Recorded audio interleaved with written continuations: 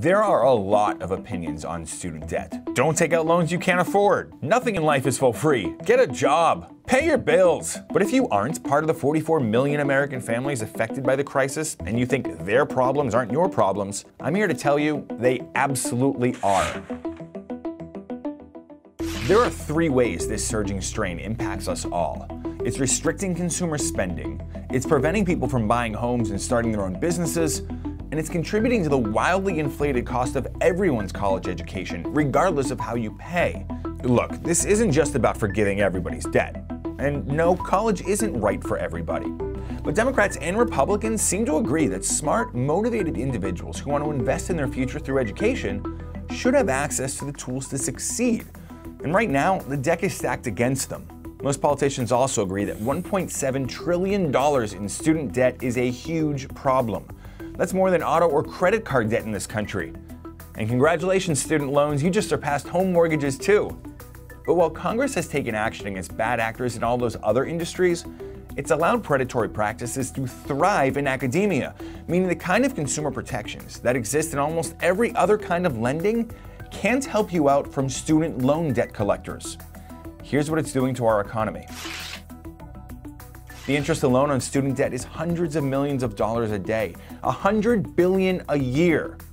That's money taken out of our local communities, and the ripples are significant. That debt limits how much consumers are spending at local businesses, on home improvements, on consumer goods and services, all the kinds of things that make our economy hum. And those small businesses that account for 60% of American jobs? Researchers found the increase in student debt corresponds with a 14% drop in small business creation. Debt also limits how much consumers are saving. So when we experience our next economic contraction, a lot of our neighbors won't be able to properly weather the storm. And that deepens the recession for everyone. Another thing debt is doing is delaying typical milestones for 20 and 30-something millennials. Nearly 1 in 4 adults with high loan balances reported delaying marriage because of their debt. And more than half say it's affected their plans to have children. Because nothing makes paying your college bills more fun than realizing it's now time to start saving for your unborn child's education too. Failure to start families, that can have some very dire results socially over the long term, and that's going to affect everybody, unfortunately. Alan Collins is an advocate for debt reform who also points out weaker families mean a weaker housing market. Student debt is believed to have kept, over the course of a decade, 400,000 American families from buying homes. Then there's what the system is doing to the middle and upper class families who pay full freight for college. Check out how the cost of education has soared compared to inflation. Everybody who goes to college has to deal with the rampant inflation that we're seeing. College tuition prices rise at double or triple the rate of inflation every year. So that affects everybody. The big question, what can be done? Other than just wagging your finger at the millions of Americans who have fallen prey to a broken system. Pay attention to Campaign 2020.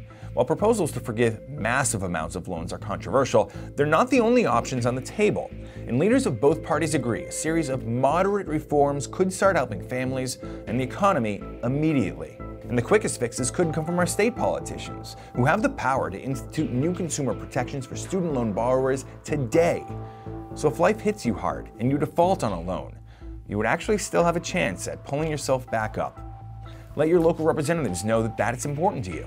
Because even if you personally don't own a piece of America's $1.7 trillion in college debt, it owns a piece of our economic future.